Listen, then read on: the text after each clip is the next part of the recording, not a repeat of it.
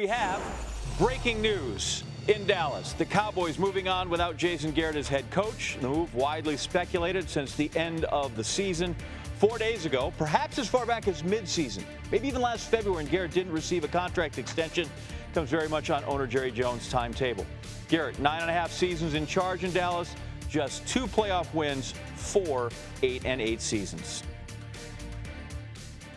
Ed Werder, first on the story, first now on SportsCenter. And Ed, this sort of the ending, it was expected, I guess, but do we know what tipped things to the point we finally got a decision? Well, John, I've just been told tonight that Jerry Jones and Stephen Jones have moved obviously very slowly and with an abundance of care and respect for Jason Garrett, with whom they have a long history as a backup quarterback, assistant coach, and head coach for nearly a decade. And now I'm told that that phase has been completed and will conclude soon, and that the result is that Garrett's not part of the organization beyond his expiring contract.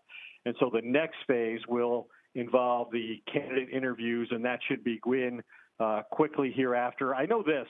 Last night, the Jones family had a meeting about Garrett's future that produced absolutely no resolution.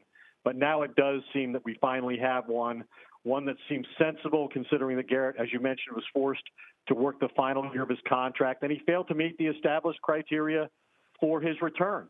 And, the Cowboys finished 8-8. They played in an exceptionally weak division. They had an abundance of talent on their football team, and 8-8 was the 4th time that Jason Garrett produced such a record, and only Jeff Fisher has done so more. And I think one thing people should know regarding the Cowboys' deliberate and often confusing process here this week is that Jerry and Stephen Jones would not be operating in this manner if they had any indication that they were risking head coaching candidates that they most desire to other teams.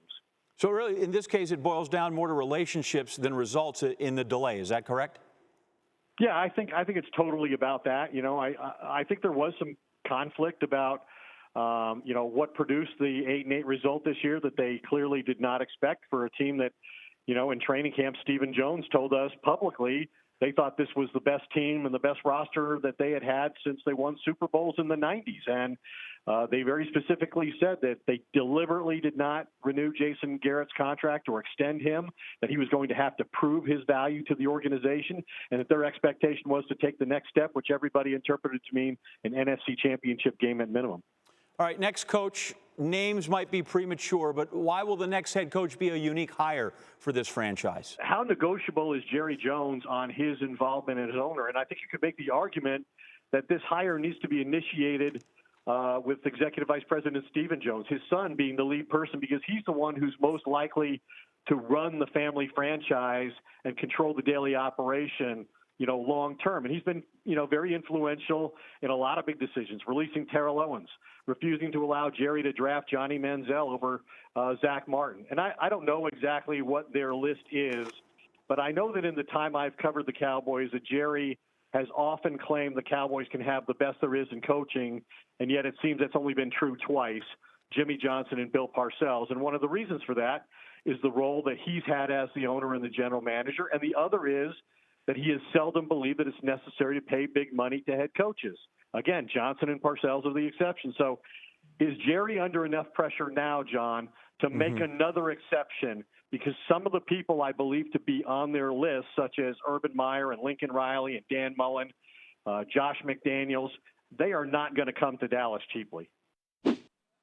What's up? Thank you so much for watching ESPN on YouTube. For more sports, more analysis, download the ESPN app. And for live streaming sports and premium content, subscribe to ESPN+.